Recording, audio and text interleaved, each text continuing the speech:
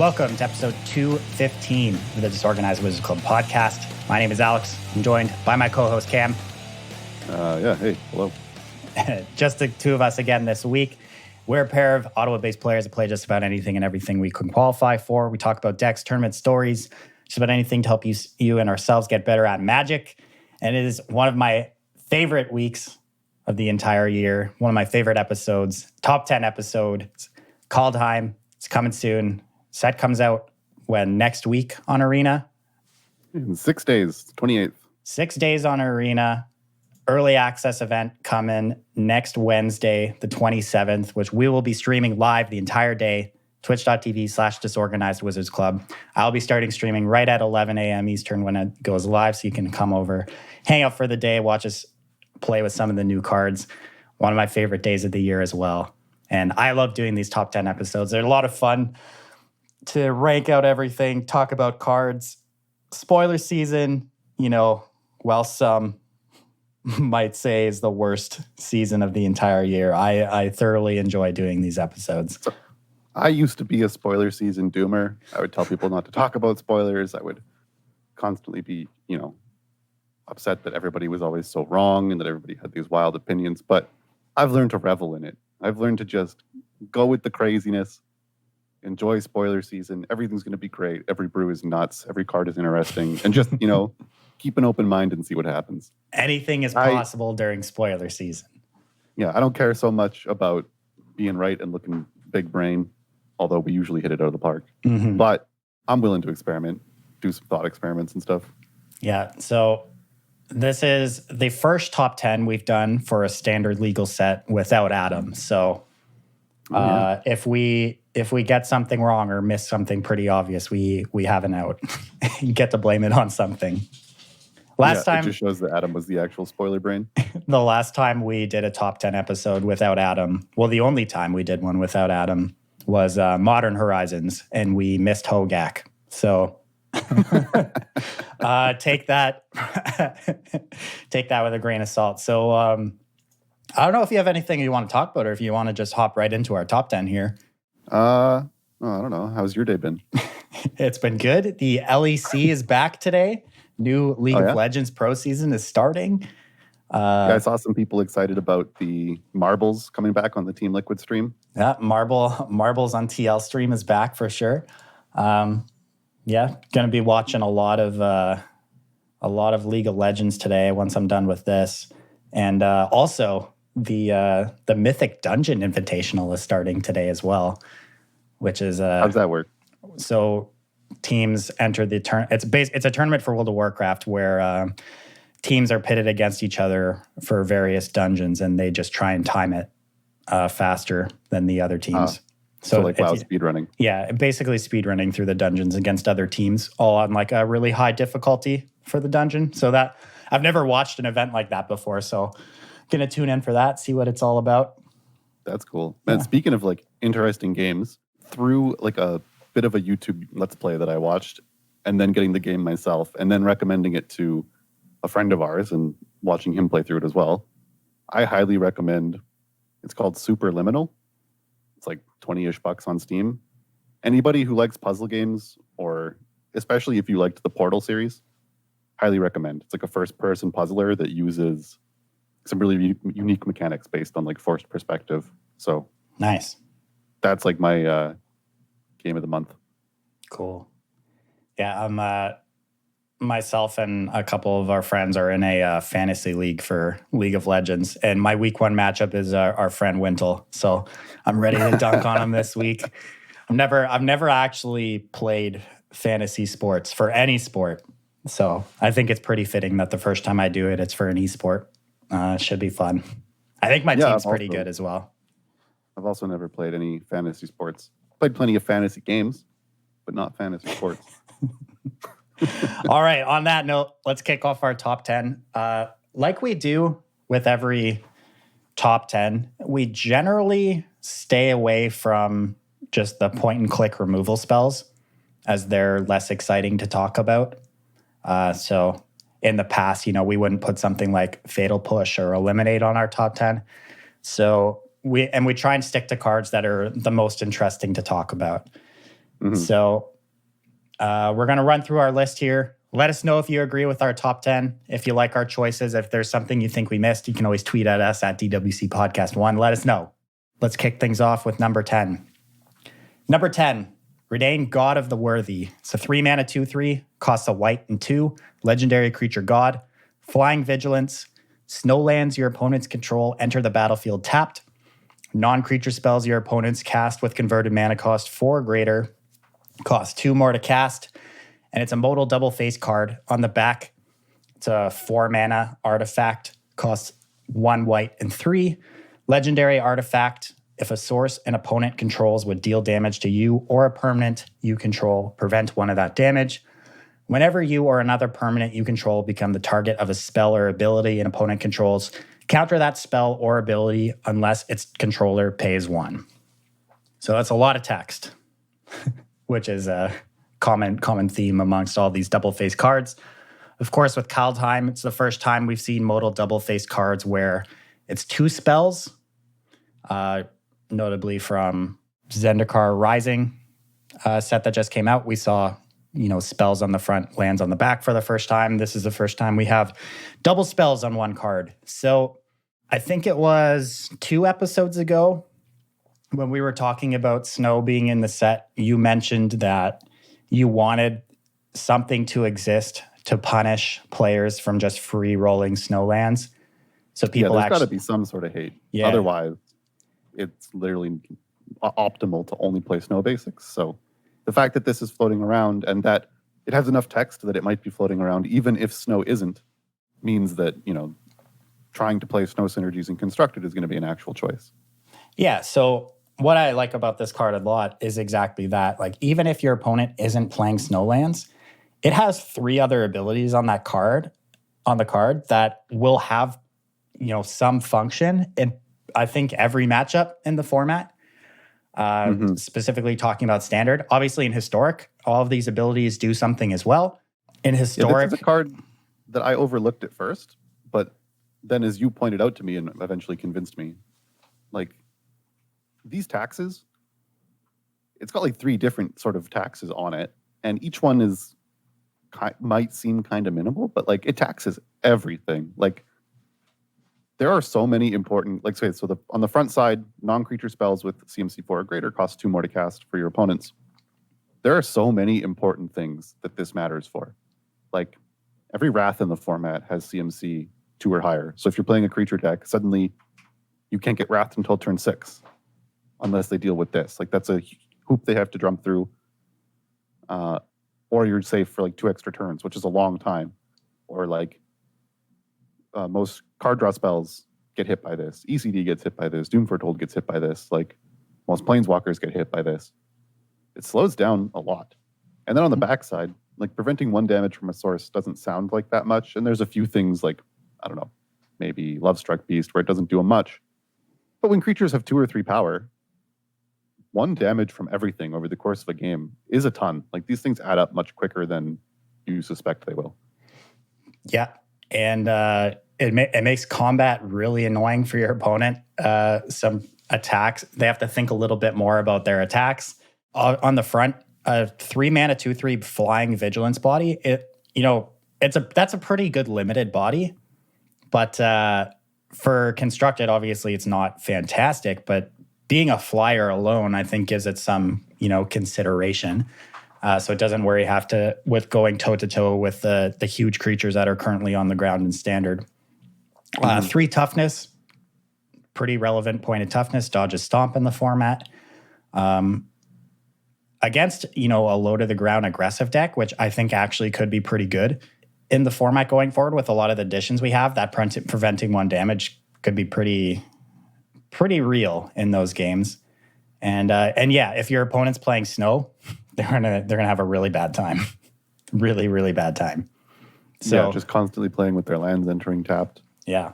I honestly think this card might be a little too hateful, which is weird to say, but it might hit a little too many things. I'm not too sure, but I do really like this card, and I expect to see a good amount of play, especially in like Historic where you can Coco into this thing. That's pretty nuts. That's true. If you You have to put the front side in, right? If you Coco? Yeah, Yeah. because it's Yeah. only the front side Yeah. outside of the battlefield. Yeah, I mean, it might be a bit too hateful, but I feel like it's the good sort of hateful where, like, if you don't account for it and you just build a deck naively, yeah, it's going to ranch you. But, like, if you include a few more eliminates, if you include a few more lightning strikes, or whatever your removal is that hits this, it is just a 2/3, and you can prioritize your removal to get rid of it. Yeah. Another pretty big thing going for this card is that ability on the front, non-creature spells your opponents cast with converted mana cost 4 or greater, cost 2 more to cast. Usually with kind of hate bear style cards like this, abilities like this are for both players, right? Like Thalia comes to mind, it taxes both players. This only taxes your opponent, which I guess that makes sense because you don't want to, tax the back half of the same card. Like if you cast this on 3, if it taxes both players, it taxes the shield as well, which is annoying. But one-sided taxing is not something we usually see, so that's pretty interesting. I think it's just a flavor. It's probably just a flavor thing, right? Like what Thalia's a lieutenant, a soldier, upholds the law fairly for all people. Verdane is a god, and gods pick favorites, and we're worthy. Our opponent is not. Fair, yeah, for sure. Makes sense. Let's move right on to number 9. So another god, another 3-mana god. This is Cosima. There's a lot of god scam in this set. Yeah, there are. This is Cosima, god of the voyage. 3 mana, 2 and a blue. Legendary creature god. It is a 2/4 creature, and this has a ton of text. So, at the beginning of your upkeep, you may exile Cosima. If you do this, when it's in exile, it gains a trigger that says whenever a land enters the battlefield under your control, you can put a voyage counter on the version in exile. If you don't put a voyage counter, the exiled card returns to the battlefield with +1/+1 counters for each voyage counter it did have, and then you draw X cards for each voyage counter. That is already just like a ton of text. We'll go over it in a bit. But it's also a modal double face card like all the gods. On the backside is a 2-mana vehicle, 1 and a blue, legendary artifact vehicle. It's a 3/3 with crew 1, and it says whenever any vehicle you control deals combat damage to a player, that player exiles that many cards from the top of their library, and you can play lands from among those cards for as long as they're exiled. So yeah, another novel on this one. Yeah, there's a lot going on here. The backside. Okay, let's just go with the backside first because I think it's the least applicable part of the card. A 3/3 vehicle with no evasion that might draw lands. I mean, it could be all right. It definitely is nice that, if you already have one of these in play, you can play the vehicle.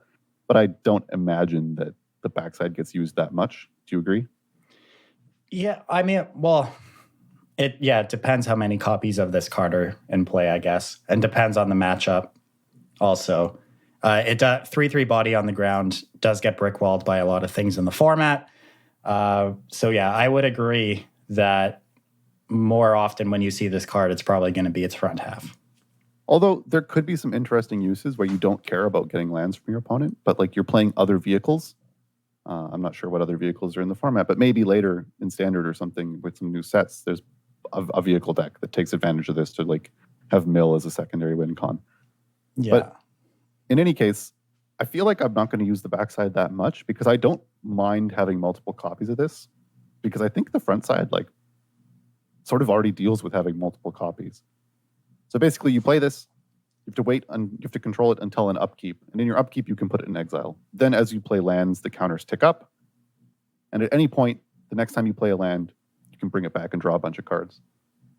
So I'm not too worried about having multiple copies of these because I can exile one and then play the second one and then exile it and have them just both sitting there getting counters. Yeah, I think this card is super interesting because we've obviously never seen anything like it before. And I think its ability is super powerful. I just have no idea what deck plays it. It is strange. It is one of those cards where it kind of conflicts with every traditional type of plan we've seen because you want to play it as early as possible, but then it goes away. So it's sort of like playing an enchantment, kind of something that's like not going to impact the board right away, You sort of just have to tap out on 3 for quote unquote nothing. But then it's like going to be very powerful. Yeah. However, okay, so you might think, and this is where I think I'm going to start trying it, you might think if it's good in control. You use your turn 3 to play it, then you put it into exile, then you can cast board wipes. It's going to be safe, and it's just going to be this free source of card advantage later in the game. And what I really like about it is that when you play the land to bring it back to draw cards, that's free in that turn. You still have all your mana open to use the cards you draw. But as someone pointed out to me, it might actually not fit super well into control because it's not a great top deck. Like if you're sort of short on resources and this is your draw on turn 8, you have a 2/4 that doesn't do anything. You still have to draw lands if you exile it. So yeah, I'd also want to put it in a deck where I could make use of the vehicle on the back. And then obviously control is not really a deck that can do that, depending on what creatures you're playing. In blue-white, you might have something like Castle Ardenvale to make some 1/1s to crew it. Yeah, that's true. That is true. Obviously super bad if you draw it late. And of course, you do need to untap with it to be able to start doing stuff. But like 2/4/3 mana body dodges a lot of removal in the format. Like if you're on the play, it dodges Blood Chief's Thirst, your opponent, because they'll have to pay 4 mana to kill it. Eliminate still gets it. Heartless Axe still gets it. But it dodges the red, like the heavily played red removal in the set, which is pretty real because there's a lot of Bone Crusher Giants floating around. It might see play despite some of these downsides, just because it's so flexible. There's like three modes on this card, really. Like it's got 2 sides, but there's 3 modes. Yeah. You could just leave it as a 2/4 and use it like that if you need to play defensively. For sure. Yeah, like that's a thing. I do think this card has a lot of potential. I'm just like, I've been thinking about what deck plays it, and I just don't know. Is it some kind of like mono blue, like flash deck? Is it like a blue green based mid range? I just have no idea. I just really don't know. Yeah, it's very strange. And like, I assume the voyage counters stack, right? Like when it comes back into play, it keeps its voyage counters, and then if you exile it again, the voyage counters stay on it? No, I don't think so. Because things lose counters when they change zones, right? So the voyage counters turn into 1/1 counters. Yeah, but it doesn't say that. It says return it to the battlefield with X +1/+1 counters on it and draw X cards, where X is the number of voyage counters on it. Where X is the number of voyage counters. Yeah, so it doesn't say like anywhere remove the counters. It says it's the number of counters on it. So I assume that the voyage counters just lose counters when they change zones. Isn't that? Yeah, but maybe it's different because this is a different kind of counter. Like, I don't know. It's so weird. I think the voyage counters do leave, but that number X knows what the voyage counters was because that trigger is part of the exiled object.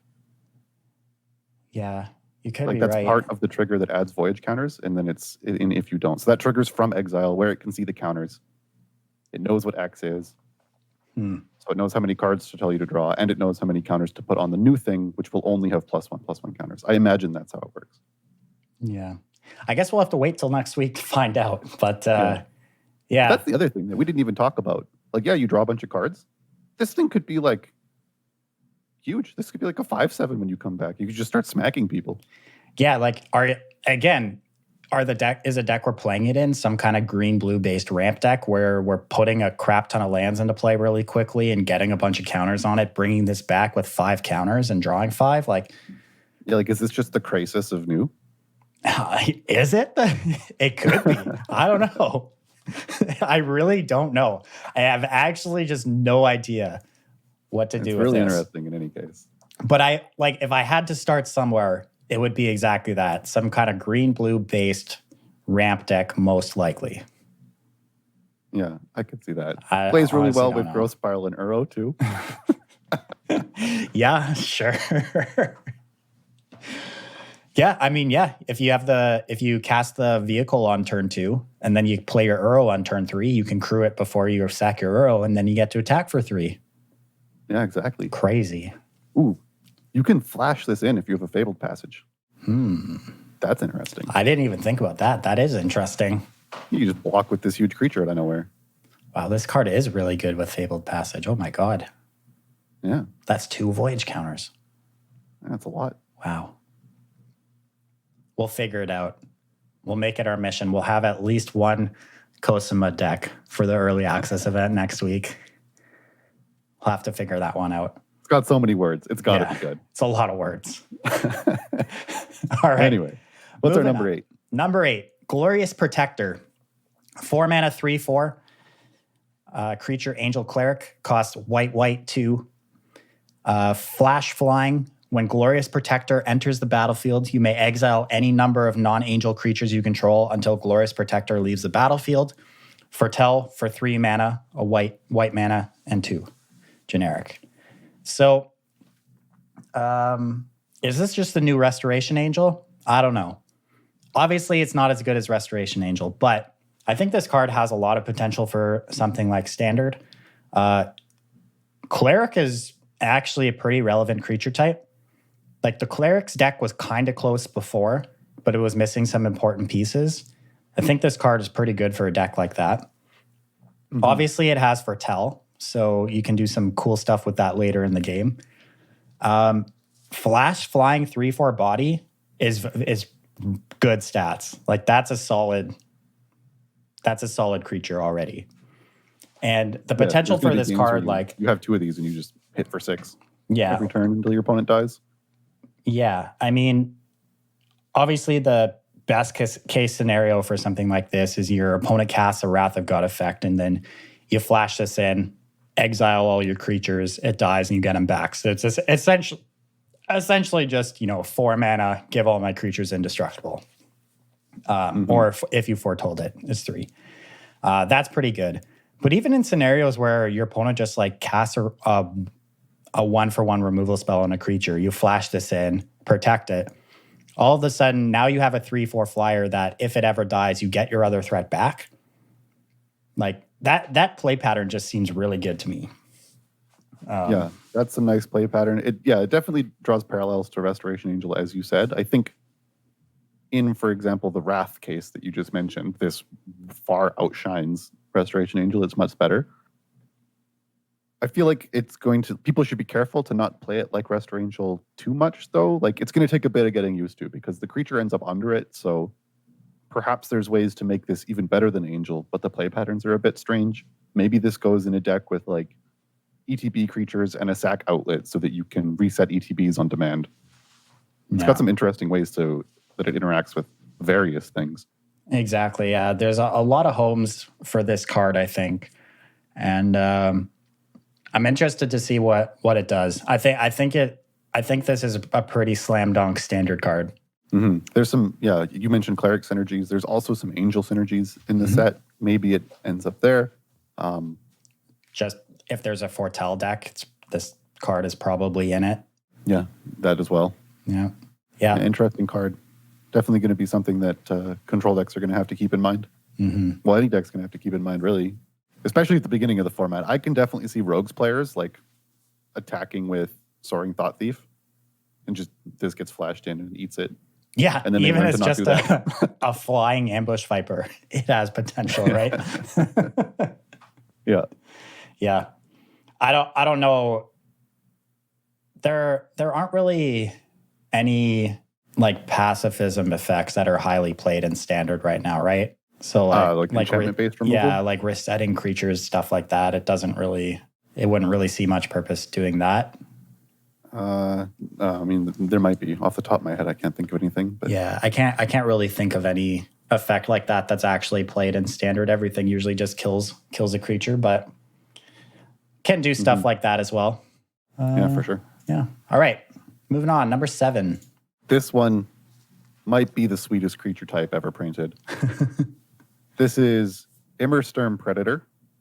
It is 4 mana, 2 black-red for a 3/3 vampire dragon. It has flying. being a dragon. And then the vampire parts of its ability. Whenever it becomes tapped, you can exile up to one target card from any graveyard and put a +1/+1 counter on it. And you can also just sacrifice another creature to give it indestructible, and it becomes and it taps itself. Notably, the tap it is part of the resolution. So the cost there is just sack a creature. You don't have to tap it. It's just a free sack outlet to give it indestructible. So this card, I mean, it starts as a 3/3, but it's not really a 3/3. This thing's going to get huge. Yeah. This is the second card in a row that's giving me flashbacks to original Innistrad block. The last card reminding me of Restoration Angel. This one reminding me Falconwrath Aristocrat. Obviously, this card doesn't have haste like Aristocrat did, but it's a 4-mana free sack outlet that can protect itself. That is also graveyard hate and also gets bigger when it becomes tapped. Mm-hmm. Like, so this card is really upset that Cauldron Familiar is banned. Yeah. Yeah, definitely. But even like the sort of decks that want to be sacking things can fit this in pretty easily, or you can find ways to support this. Like, it's going to be probably about as hard to kill as Wicked Wolf, maybe a bit harder because Wicked Wolf can only eat food. It's gonna get just going to attack as a 4/4 and then as a 5/5. Plays well against rogues, which is a popular deck. You just eat the cards out of your graveyard to keep it small. And even in matchups where the graveyard hate doesn't matter, if you're not using your own graveyard, you can just sack and then eat the creature you sacked to keep growing it. So like you could get lethal out of nowhere with this. Yeah. Like I said, this card, really unhappy Cauldron Familiar isn't in standard. For historic, I think the black-red base sacrifice decks will probably want some number of this card, especially in a format where Uro is so popular. How do you think it compares to Korvold? My initial impression is that the Jund decks will still exist, and they'll still exist for Korvold, but that this will be like Korvold Light or like Korvold version 2 for the decks that aren't playing green. Yeah, for the straight black-red decks, they'll definitely want this. Yeah. I mean, the Jund decks might play, a couple of copies of this as well. Who knows? Not really sure. But I think any deck with Cauldron Familiar in it in historic is going to consider this. For standard, I think we're just dusting off our claim the firstborns and our village rights, and we're going to town with this thing. Yeah, Village Rights got reprinted. Yeah. It's been around for a while. Yeah, it is. I mean, free sack outlets are generally always good. Woe Strider has turned out to be a lot better than people originally thought. And yeah, this is just graveyard hate tacked onto a free outlet that is also a pretty huge threat. Mm-hmm. Does a lot. Lot. I definitely would not be as impressed if it didn't have this built-in protection. That's what really puts it over the top for me. Mm-hmm. Looking forward to seeing what people do with this thing in standard. Yeah, I guess some downsides to it. It's sort of right in the soft spot of getting answered efficiently by Skyclave Apparition. Yeah. Obviously, Elspeth Conquers Death still hits it. There's a few things that are nice, efficient exile effects, but those cards, I mean, those two have been popular, but a lot of the other popular removal misses it. So, yeah, I mean, like those cards were pretty efficient versus those sacrifice decks already. Like your good threats, your Mayhem Devils, your Woe Striders, etc. So your Korvolds. So yeah, and like Skyclave Apparition in that matchup is pretty taxed. Like it has a lot of really good targets. So one of them will slip through. All right, well, let's move right on up to our number 6 card. Egon, God of Death. Another God, modal double face card. Front side, 3 mana 6/6. Costs a black 2. Legendary creature God. Death Touch. At the beginning of your upkeep, exile 2 cards from your graveyard. If you can't, sacrifice Egon and draw a card. It's back as a 1 mana legendary artifact. Costs 1 black. At the beginning of your upkeep, mill a card. And it has an activated ability of 2 generic mana, 1 black mana, tap, exile a creature card from your graveyard, draw a card. I think this card has a few spots it'll fit into in standard. Any black-green based Great Henge deck will probably want a couple copies of this card. Whether they're all in the main or split between the main and side is yet to be seen, but a pretty good curve in a deck like that, turn 2 Merfolk, Death Touch, mill 2 cards. What's its name? Mire Triton. Turn 2 Mire Triton into turn 3 Egon, into turn 4 exile those 2 cards, cast my Great Henge. Obviously pretty good. Obviously this is like just another addition to a deck like this in the 3-drop slot that allows you to play the turn 4 Great Henge, which I think is a pretty good spot to be in, as that's usually your best draw. And even if the next turn you can't enable this card to keep it around, you've gotten the one turn you needed to get your Great Henge into play. You've probably got to attack for 6, and then you get to draw a card when it's sacrificed, and you're left with the Great Henge in play. I think it was worth it. It served its purpose at that point. That seems pretty good to me. Yeah, definitely. But I think even if it's like not, that's like a really, really good scenario. But I think this card probably plays well, even if it's not ramping out Great Henge. Like maybe just for the backside, enabling things like Kroxa or Ox or, other escape things, other graveyard synergies. No, for sure. Most decks aren't doing anything on turn 1. You can just deploy this and get those synergies going. And then it probably ends up playing a lot like the Black Castle. Like it actually costs 1 less mana to draw a card. If you have excess cards in your graveyard and you top deck one of these, you can just start drawing up cards with it and bury your opponent. Or even if you're in a board state where like you want to push damage and you have a sizable graveyard. Like it's not rogues enable people to have graveyards of 8 or greater all the time. So in a normal game, you can get to 8 pretty regularly. That's like 4 free turns of just a 3-mana 6/6. You can get some pretty efficient mid games. Yeah, for sure. Like you were saying, I think this card fits really well into the Rakdos mid-range decks that existed in Standard. Both sides of this card seem pretty good. This card is excellent versus rogues, which I don't think that deck's going to really go anywhere. Its front half being... Yeah, the front half's basically free. They have to mill you to play cards. They have to mill you to attack. They have to do whatever. And, I mean, despite how hard Ruin Crab tries, it's not going to block a 6/6. Yeah, exactly. It's a pretty huge threat for 3 mana. I don't know if Rakdos will play this card, will play many copies of this card in its main deck, because there's a pretty fine line you walk between enabling your Kroxa, enabling your Woe Striders if you're playing that version of the deck. I don't know if the deck can support having an Egon in play and then also being able to escape Kroxa regularly. It really just depends. Yeah, but it might be a deck that doesn't intend to use the front side unless in corner cases. Yeah, what I was going to get to was in a lot of Game 1 scenarios, you're probably just playing this card for Throne of Death, the back half of this card. And then in matchups where the front half, like Rogues, is good, you'll be playing the Egon. Maybe you have more copies of this in your sideboard for that matchup. Maybe this card fits into just black deck sideboards for the Rogues matchup. Who knows? That's could just end up real there. Possible. Yeah. If you have any sort of escape going on in your deck and you're playing black, you'll probably just want this card. I don't know. Yeah. Yeah. I wonder if this is also the type of card that it might just be the perfect versatile sideboard card, right?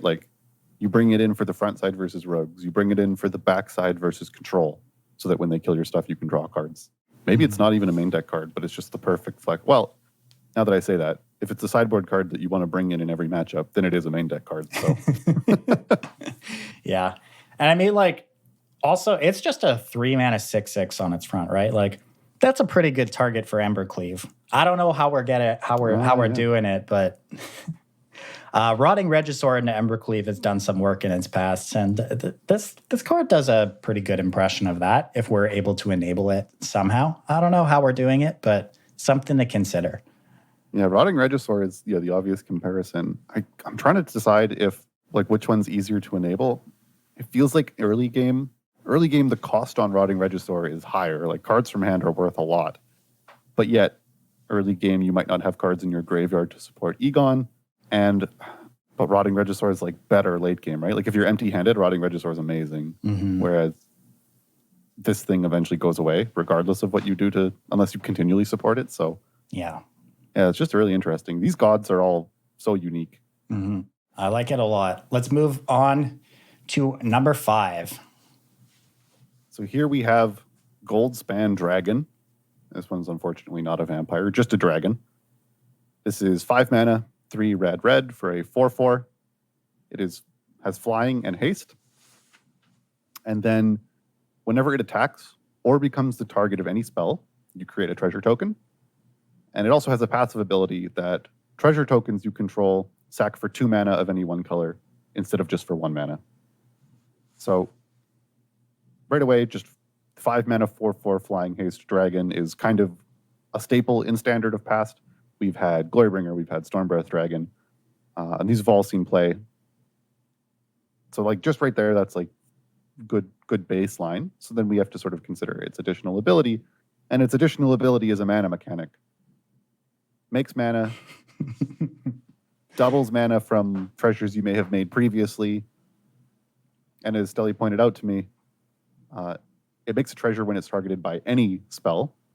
So you can abuse this to target itself with cheap spells to net positive on mana to cast other things. Yeah. And it's also mana that sticks around in the form of treasures. So you can use it later. You can use it on your opponent's turn. You can do whatever. So there is potential here. Exactly. Like traditionally playing like pump spells in Standard is not usually that great. But like Cam talked about actually in the pre-show, there's at least 1 or 2 that are pretty good and might be Standard playable. One of them being, what is it, Snakeskin? Yeah. So back in Kaladesh, we had Blossoming Defense, and it enabled a lot of creature strategies that went all in on making one creature huge or casting pump spells on creatures. It enabled things like Electrostatic Pummeler and putting all your counters on Longtusk Cub. And those are strategies that you just can't reliably play without cheap hexproof protection. And it's been a while in Standard where we haven't had that, but now Snakeskin Veil is going to be in the format again. It costs 1 green, put a +1/+1 counter on a creature, and it gets hexproof until end of turn. Is it a counter or just until end of turn? Yeah, it's a counter. All right, so it gets bigger and it gives something hexproof. So decks that want to play that sort of style, going all in on creatures early and being aggressive, they now have this important piece that enables it. So perhaps this could be a curve topper in some deck like that, where you can Snakeskin Veil it to put it up to 5, give it hexproof, make some extra mana, then cast, I don't know, I forget the name. There's some white card that gives double strike and +1/+1, and you could just kill people in the air out of nowhere with the Goldspan Dragon. Yeah. On turn 5 if you had a treasure already. You wouldn't even need one, right? Like you attack, make a treasure. Oh, you attack and it makes a treasure. Yeah, you just attack, right? It gives you the mana, then you just pop off with a chain of attack, make spells. a treasure, use that to cast a pump spell. It makes another treasure, use that to cast a pump spell. They might be dead. Like yeah. Could kill people out of nowhere. If you've had a treasure in play already, there are a few cards in this set that you can use to make treasures where like maybe you play this on turn 5, attack with it, make a second treasure if you've had one floating around, then you cast a 4-drop. That's also just a nuts turn. That's pushing on like Fires of Invention territory. A 5-drop and a 4-drop in the same turn? Come on. Yeah. I don't know. I haven't seen a lot of people talking about this one. I think it's being slept on a little bit, and it's going to see a good amount of play in Standard. It's just a super good aggressive threat that has a mana mechanic built onto it. So, yeah. And even, I mean, I don't think it would see Standard play if it didn't have like the treasure text. If it was just, I mean, almost certainly just a 5 mana 4/4 haste wouldn't see Standard play. But if it does see Standard play, there's going to be games where that card's good enough anyway. And it just hits your opponent in the air and they die. Yeah. I mean, maybe notably it makes 2 mana, right? So you could just like curve into this and then cast an Embercleave off of it immediately as well. Which is something I'm interested in doing for sure. So that is very powerful. Wow, yeah. Yeah. I mean, your opponent might be dead anyway if you were attacking with 3 creatures and it had an Embercleave, but you know. It'd have to be 4 creatures, right? Well, yeah, but like this would be the fourth. 4th. This is the 4th, yeah. So if you had 3 creatures in play to attack with and the cleave, they might be dead, but you know. Yeah, but who knows? It's a free 4/4, and you still get to Embercleave. Yeah. Yeah. I like this one. I think it's going to be good. Yeah. I mean, 5 mana 4/4 haste is pretty standard, but with this treasure text, considering it is a 3 mana 4/4 haste, mana mechanics for later turns, that's pretty strong. Yeah. All right. Moving on up. Number 4, In Search of Greatness. 2 mana enchantment, costs green. At the beginning of your upkeep, you may cast a permanent spell from your hand with converted mana cost equal to 1 plus the highest converted mana cost among other permanents you control without paying its mana cost. If you don't, scry 1. So we talked about this card the day it was spoiled on the show. This card scares me a little bit. It's what I talked about last time. Get pretty intense Fires of Invention vibes here. Obviously, this card is a lot more narrow than Fires is. I'm still not happy about it. And I remember talking about before that even if you just cast 1 card for free off this, you still get to scry for the rest of the game, which I think on its face is just worth it. There are a lot of really cool things you can do with this. Notably, the other day, I brewed up a deck that was like a Doom Foretold food deck playing Yorion that can use In Search of Greatness to get Doom Foretolds out early, and that even in late game scenarios when In Search isn't really doing anything anymore, you can sack it to Doom Foretold to get some value there. I think there's mono green aggressive decks that could make use of this card. Just a lot of scary potential here. Obviously, you have to work for it. You have to work a lot harder than you had to for something like Fires of Invention. But out of all the cards in our list, I think this has if any card on our list, if I had to choose one that I would put money on to get banned while it was in standard, it would be this one. Yeah, I don't think any of the others are at risk of being banned, but this one, if it pops off, might. So I think when people first read it, maybe trying to be optimistic, they said, it's really narrow in what you can cast. People can remove your other creatures so that it never is casting things that are very high CMC. But actually, the more I've seen people work on it, and in particular seeing Stelly's Doom Foretold brew using it, it cares about the CMC of permanence, and it casts permanence. So if you're just playing things like Golden Egg, like Doom Foretold, like Treacherous Blessing, which are already hard for people to remove, they're going to stick around. This is going to continue to see them, and it's going to let you cast more of them. In particular, there's permanents that draw cards to continue fueling this while it scries. So it might end up being most powerful in a deck that doesn't have that many creatures at all. Yeah. And I think a lot of people just assumed it's going to help you curve out with creatures quickly when they first read it. Mm-hmm. Yeah. And you've got a wolf in the art. Of course, it's going to make you think about creatures. Yeah. What I like a lot about it with Doom Foretold as well is that you can use your Doom Foretold to just sack the mana costs to enable you casting more cards for free if you want to as well. This card just actually plays super well with Doom Foretold, which is something I didn't even consider at first when I first read it. Yeah, I guess, right? They both trigger on upkeep. So if you if you wanted to cast another 4-drop, you could just sack your 4-drop to cast another. Yeah, that's interesting. Well, yeah, you would have to sack the Doom Foretold in that scenario, but there is stuff you can do with it to enable more free stuff, which is cool. Mm-hmm. So that is interesting. Yeah. Yeah, this is the card I'm most worried about. Has the most potential to be broken. We'll see what happens with it. I really hope that I'm wrong and it ends up being fine and too narrow. But I don't think I am. I also would definitely, I wouldn't be so surprised if we were completely wrong on this, if it misses entirely, just because we're so gun shy about mana mechanics and so scared from how the past standard has been that we're overestimating it. I would believe that as well. Yeah. And this is why it's number 4 and not number 1. Yeah. Yeah. If we knew it was going to pop off, then it would definitely be 1. But unclear. Yeah, we'll see. I'm willing to look back on this and be like, man, we were so dumb. How could we have not seen it? When really we did see it. We just doubted ourselves. I'm also willing to look back and be like, man, we were so dumb. We were so scared for no reason. Haha, glad that era is over. Yeah, we'll see. We'll see what happens. All right. Yeah.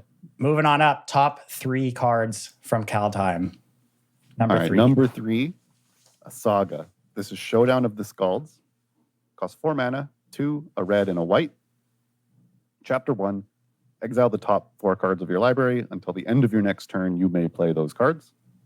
Chapters 2 and 3, whenever you cast a spell this turn, put a +1/+1 counter on target creature you control.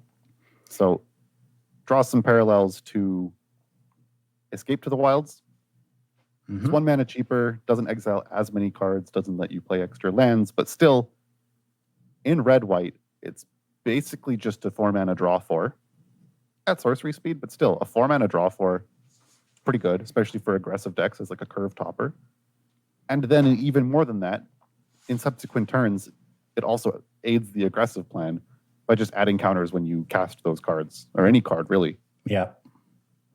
So as a way to refuel for decks that have, curved out, or maybe even in card advantage decks, maybe even as a card advantage source in other decks that happen to be playing red and white. Maybe it's like a big Yorion deck or something. Yeah. Obviously, this card is super good with Yorion. I could see, low to the ground aggressive white decks playing a bunch of 1-drops, curving out to this at the top of the curve. I could see that being super good. Yorion, of course, really good. This card was one of the first cards spoiled from Kaldheim, so people have known about this one for a while. I think early on, everyone just kind of completely overlooked it. It might even just replace where Escape to the Wilds was in like Naya Adventures or something that's ramping with Beanstalk Giant, or just to get more cards out of it. Like adventure decks are going to have creatures sitting around that they want to put counters on. Yeah, I wonder. There's definitely a lot of decks this could slot into. I think its biggest potential is probably a Yorion deck, just because that card is so disgusting. What if? Yeah, I mean, Yorion obviously can abuse a lot of these cards. Yorion's just nuts. But like, what if the aggressive deck isn't just like the simple mono white or red white low to the ground? What if it's like the Naya, Luminarch Aspirant, the Conclave guy, the green white that doubles counters? Oh, so we're playing Naya counters? Because then the extra triggers like can get doubled by various of our other cards. That's interesting. Yeah. That's really interesting. Because that's a deck, that strategy of playing counters. I mean, it picks up Snakeskin Veil. That's a huge boon for it. But it's just, in general, it's a sort of strategy that your opponent aggressively wants to use removal against, so it runs the risk of losing its resources, having spent them and having bad top decks because it's so synergistic. So like an extra 4 cards that plays well with your synergies is nuts for that sort of strategy. Yeah, I could buy it. I can definitely buy it. We'll have to wait and see. But yeah, powerful card. I like this one. And it's kind of fitting into the theme that I'm noticing in this strategy, that like the powerful cards kind of they're doing 2 sort of opposite things. Like all the gods have like multiple ways to play that are all sort of kind of, I mean, they're related, but they do different things in different scenarios. This powerful saga also, like, it's card advantage on one half and aggressive on the other half, which are usually not mixed. Yeah, an interesting one. All right. Number 2, Doomscar. 5 mana sorcery, costs white 3. Destroy all creatures. Foretell, white 1. I love it. I'm so happy.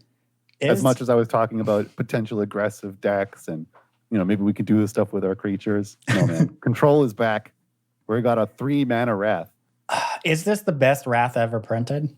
Maybe. It might actually be. Like, so 5 mana Wrath is medium, but it's been the Foretell fine. Ability is so insanely powerful here. Just the flexibility, like the problem with Wraths in some formats and in some control decks, especially when they cost 5 or more, is that like you just have to spend an entire turn doing them. And then that gives your opponent a free turn to deploy something better than what they had on the field if they've been playing intelligently and sort of playing around your Wrath.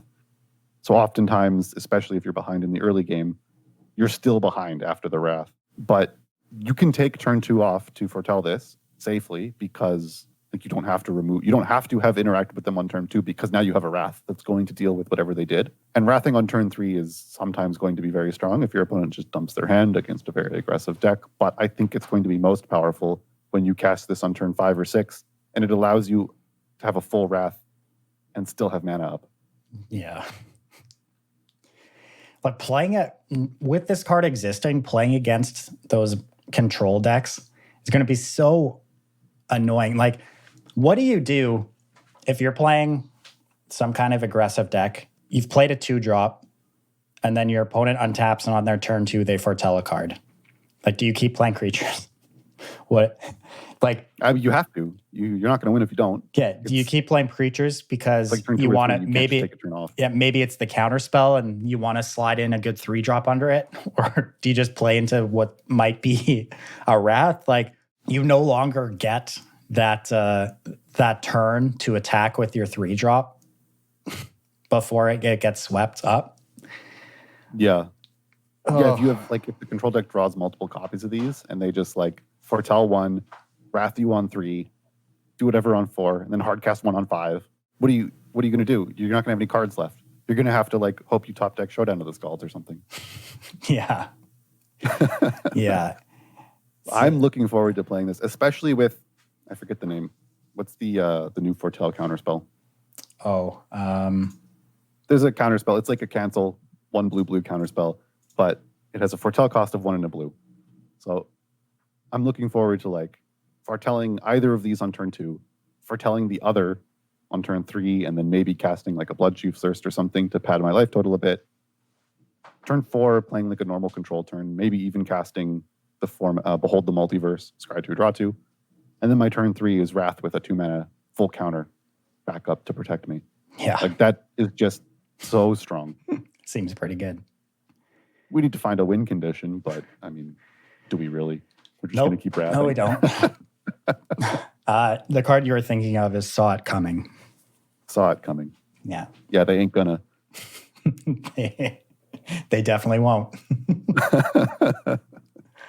All right, and that leaves us to our number 1 card from Kaldheim. All right, this is Valki, God of Lies. Once again, I have a book here I need to read. We talked about this one in the past, but we'll run it over again.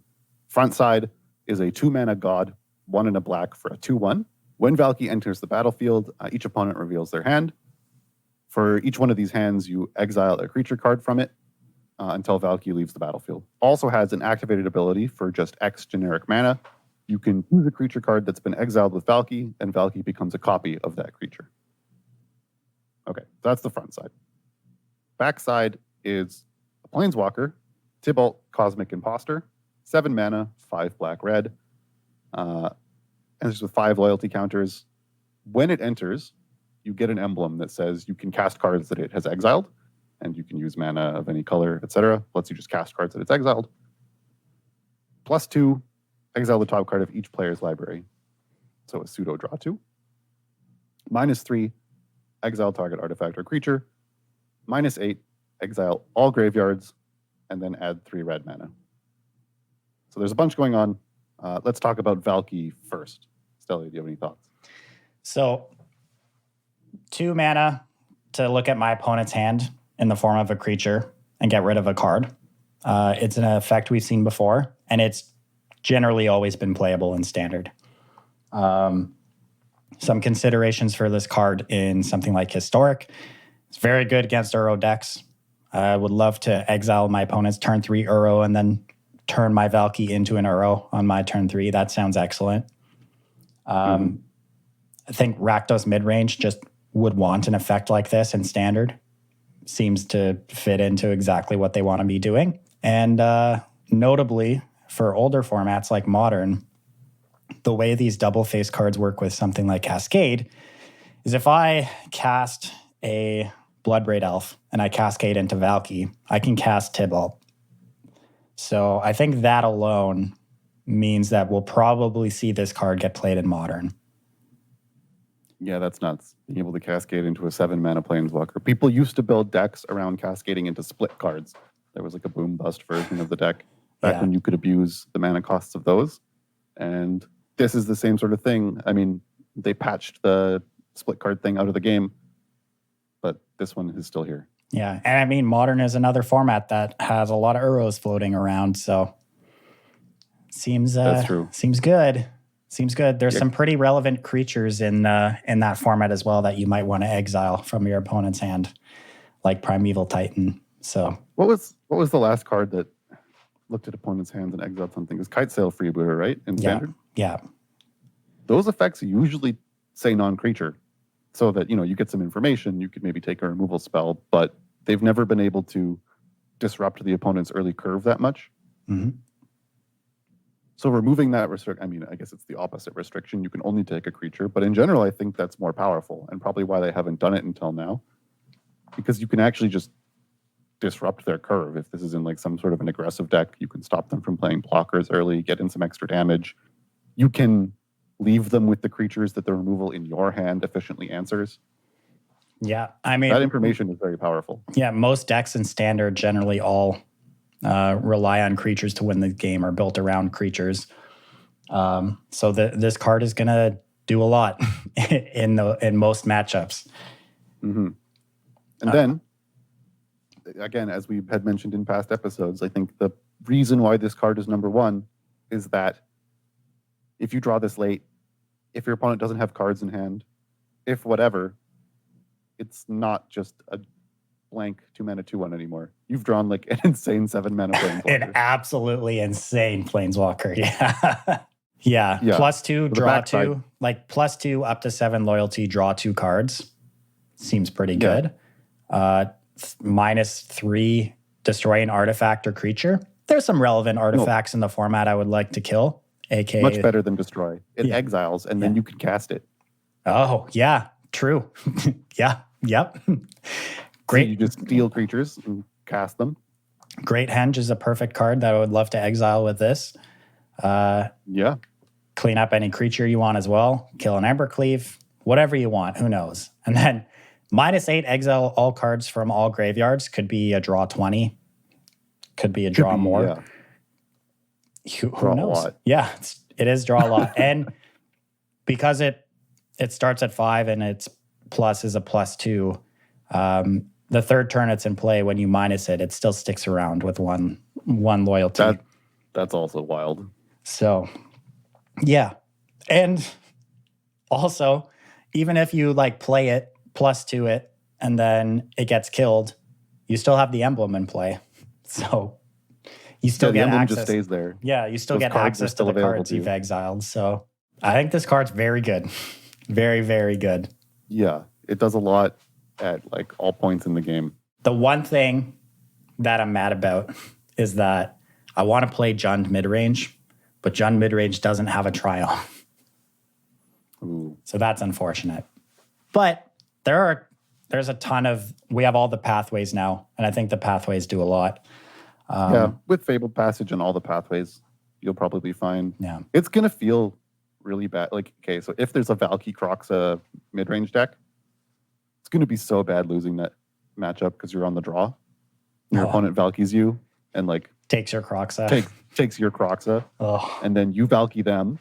And it doesn't matter what you do because on their next turn, they turn into Croxa, attack for 6, and then like kill your Valky. Yeah, hard times. Real hard times. Yeah, people are gonna have to get out their luckiest dice. Yeah, I don't think it's a question of will the Rakdos Valky deck exist. Like that deck will 100% exist in standard. There's no way Rakdos mid-range exists in standard without this card in it.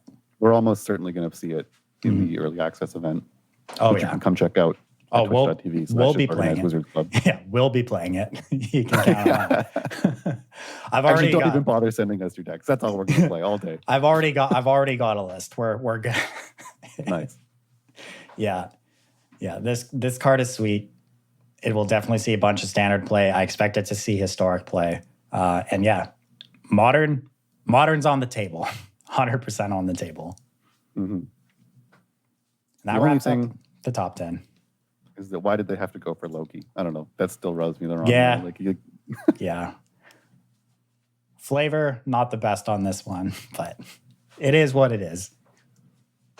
Anyway, we got some honorable mentions too. Some cards that we had been considering that didn't quite make our top 10, but are still powerful and that we still think will make an impact in formats. I think maybe the most notable one that we left off is Tyvar Kel. Very powerful Planeswalker. Almost certainly going to see play in Historic, making waves in some Elves decks, but we left it off because I don't think either of us feels there's enough elf support in standard currently for this card to show up. Maybe in future sets. Yeah. Maybe in like the Dungeons and Dragons set, there'll be more elves and Tyvar Kel will show up. But at the moment, I'd be surprised if it sticks around in standard. Yeah. I think people are going to try and make it work, and then it's going to fall off because it's just all of your creatures are worse than the other creatures that exist in the format. I don't expect a deck like that will be able to go to toe in standard with like Gruul or mono green food, Teamer. Like those decks just go way bigger and just are doing more powerful things. But for historic, there's a lot of really good elves in historic. We have some lords. You have the 1-drops, the 1-drop mana dorks, and this card just tops your curve very well. Mm-hmm. But yeah, who knows? If there's more elves that come, like what elves is missing in standard are good 1-drops. Yeah. Like there's Wildwood Tracker exists, which is the like can attack for 2 on turn 2 as a 1-drop, which is that one's fine, but that's kind of it. I mean, there's what's the Tajuru Paragon, 2 mana 3/2 elf. If you can kick it later to draw a card. Yeah, like there it has some okay pieces in standard. It's just not great, I guess. Yeah, maybe not quite there. Yeah. I don't know, I'd be a bit surprised if it sees play, but I mean, it's powerful enough. Maybe it holds the deck on its own. Yeah. Some other cards which we think are almost certainly going to see play in standard. One of them is Binding of the Old Gods. There's quite a few powerful sagas that we didn't mention. There's love this one. A lot of sagas in this set. Yeah. The Binding of the Old Gods is a good one. Just clean, generic removal with some additional extra benefits, throwing some ramp on afterwards. Yeah, this is a card I expect to cast a few times in the early access event. This is actually I need to brew up that Jund mid-range deck I was talking about. We play Binding of the Old Gods to ramp us into Tibalt. Ooh, good time. Nice. We play like 1 Ketria Triome so we can search out a dual land. Oh yeah. There we go. We've solved it. Our mana woes are in the past. Easy. Yeah, I like Binding of the Old Gods a lot. Deals with any permanent on its chapter 1. That's not a land, of course. Ramps you on chapter 2. Chapter 3, giving all your creatures death touch. It could be good. I don't know. Maybe we're playing like Black-Green Adventures and we have a bunch of little shitters lying around, and giving them all death touch could be pretty good for a turn. Who knows? Yeah. There's the 2 mana guy, the only card in the set that makes poison counters for some reason. They added Infect on one card. Yeah. But your death touch creatures make poison counters. Maybe there's like a combo kill with this. Yeah, could be. Yeah. I wonder if that's just a deck. Like you play that guy, you play Cheville, you play Mire Triton. There's the 3 mana death touch creature, the 1/4 snake, that when you attack with a death touch creature, your opponent loses a life. Oh yeah, death touch tribal. Yeah. Yeah. We'll brew it up. We'll give it a try. I mean, the chapter 3 doesn't really have any purpose if all your creatures already have death touch, though. So yeah, but our opponents will know we meant business. Yeah. That's true. Maybe, I don't know, we'll make some tokens or something and give them death touch. Yeah. I'm sure there's a way. Yeah. We'll combine it with Felidar Retreat, make a bunch of 2/2 cats, give them all death touch, and then play our poison counter guy to kill our opponent with poison counters and damage in the same turn. There we go. Nice. Right. Then if we win game 1 that way, we also just win the match. Yeah. I'm on board. Exactly. Because you've killed them twice. Yeah, that is how it works for sure. Yeah. Yeah. Game trample. Other cards that I'm quite excited for, they might be a bit cost prohibitive. Them entering tapped is not great, but there's a cycle of uncommon lands. They all make 1 color of mana and enter tapped, and they have activated abilities that cost 2 colors of mana. And they do various things. So I think it's Gates of Istfel is the blue-white one. Yeah. It's like 5 mana, tap, sack it, gain 2 life, draw 2 cards. Yeah. There's a red-green one that costs sort of 6 and tap it. To destroy a land and make a 4/4 troll. There's a blue-black one that can instant speed reanimate some stuff. They all have various effects. And just in general, when you can sort of put spells incidentally on your lands, the cost of playing a tap land early is fine to pay for the additional utility of like just the flood protection of having something that your lands can do later in the game. And these are some pretty powerful effects on these lands. Yeah, for sure. Like we've seen cards similar to this in the past, like monocolor tap lands that have an activated ability. The Memorials from Dominaria come to mind. These are all, obviously, their abilities are a little more powerful. They're still monocolor tap lands on their face, but their abilities are multicolor activated abilities. So you can do some pretty interesting stuff with these. And like you said, I wouldn't be surprised to see a few decks in the format pick up at least one copy of these in their mana base if they can afford to have the extra tap land. Mm-hmm. Yeah.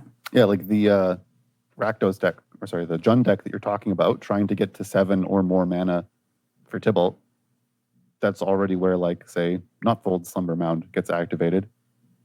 And so, you get to a bunch of mana, you just have a free 4/4 sitting around. Yeah. You can blow up your opponent's copies of these lands if you get there first. Yeah. Anyway, these are interesting.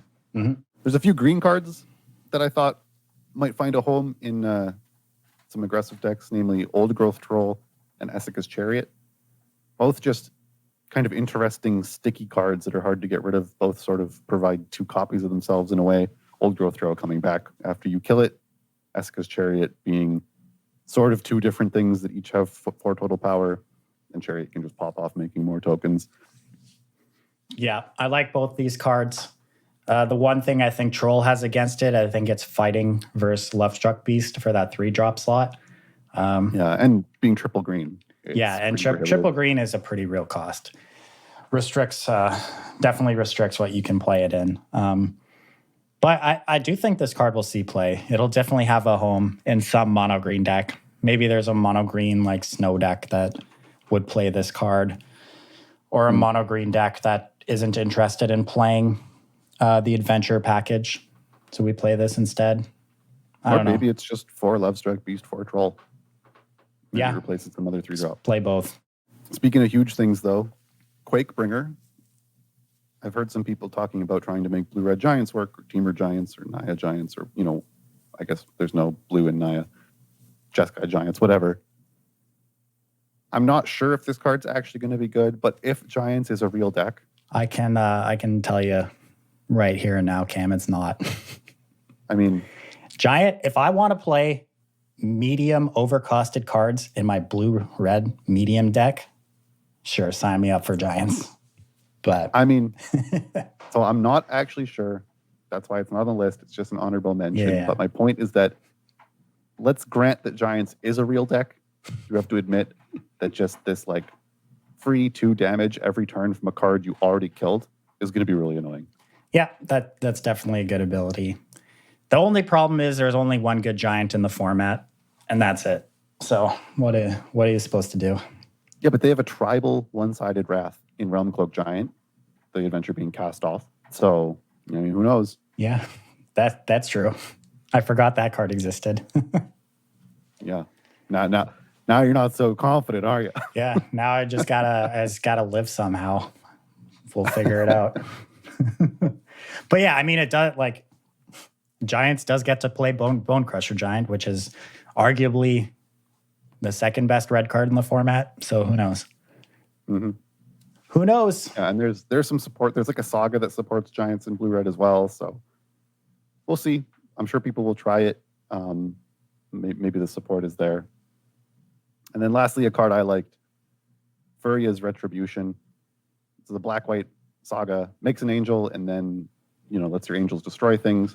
Stelly's a bit skeptical. Yeah. And I agree he has some points that it's a bit soft. If like your angels go away, the rest of your saga can be disabled. But I feel like just a 4-mana 4/4 with potential upside. Your opponent has to stop. Could be worth something. And there's not that many angels around, but if angels are real, just the way as if Giants is a real deck, I think this will be a key card.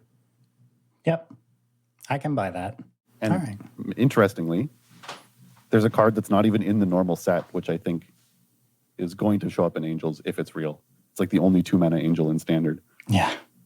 So that makes me a bit skeptical. Usually those cards aren't good, but I don't know. Who knows? Yeah, we'll see. I mean, Isn't Corvold's not in the actual main set, right? That's That's true, and Corvold popped off. Yeah, what's that format? Eldraine, right? No. The format it was printed into. It's like standard Commander. Brawl. Yeah, it's a brawl deck card. So that's true. It has happened. There is some precedence. Yeah. We will see. What I don't like though is that they feel like, so what's the card? Glorious Protector is an angel that doesn't play well with other angels, which is sort of annoying because it can't protect them. I don't know why angels don't help each other out. They're only helping these stupid mortals. So it does that, so you can't do gross stuff looping itself. But just it's the same reason why. It's the same reason why Resto Angel can target itself. Because right, but don't ban it from targeting all angels. Just like say it can't target other Glorious Protectors. Yeah, I guess you could do that too. But anyway, I'm sure there are other cards that maybe you think should have been in our top 10 or that you think we're missing in our honorable mentions. But this is Kaldheim. Nothing actually seems that strong to me. I mean, one of our strongest cards is technically a removal spell in Doomscar, which we don't usually do. Yeah. And I like when removal is strong. Makes games go longer, makes there be more decisions. Yeah. I guess as a closing remark, the snow mechanic, outside of the snow hate card, the snow mechanic didn't show up anywhere near our honorable mentions or top 10. Yeah. Doesn't actually look like it's that strong for standard, but I'm sure when we do a limited episode, I'll be talking about it because I do think it's an interesting mechanic as a limited archetype. I think snow is a bit of a trap for standard. There's just no really good payoff that jumps out to me as being good enough. Like there's some good snow cards, the Figure of Destiny type snow creature, Ascended Spirit. Mm-hmm. That card's good, but I don't know, you're just so restricted with your snow mana, right? Like I feel like you either have to be monocolored or you have to be, I mean, if you're two color, you have to start playing the tapped snow duels, and those just feel so bad for standard. Fabled Passage can get snow basics, right? Yeah. Yeah, maybe you're just playing like Pathways, Fabled Passage, and then basics in a 2-color deck, and yeah, but like, do the pathways snow payoffs worth it? Do the pathways screw up your snow payoffs though? I mean, there's probably going to be some games where they make them a bit weaker, but yeah, who knows? I don't know. Like from looking at the snow cards, I think if there's a snow deck, it's probably going to be Sultai. Because in a deck like you have Jorn, God of Winter, which seems like the best snow payoff. Yeah, if that guy ever untaps like a sizable number of lands, that's quite good. And the fact that the backside just keeps redrawing your snow cards. Yeah, like that seems like it could be good to me.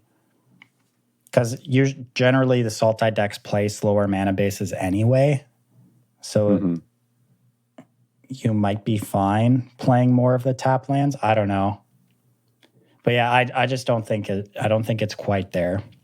Although there are some interesting snow cards. Yeah, that's how I feel as well. Yeah. All right. And that wraps up our Kaldheim Top 10 episode. Thank you all for joining the club this week.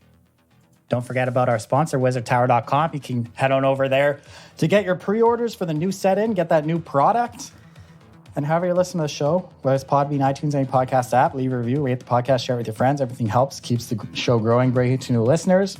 Don't forget, we'll be going live 11 a.m. Eastern for the early access event next Wednesday, January 27th. Twitch.tv/Disorganized Wizards Club. Come hang out. Check out some new decks, play some of the new cards. It's going to be a great day. And that's all I've got for this week. See you guys next week. See ya.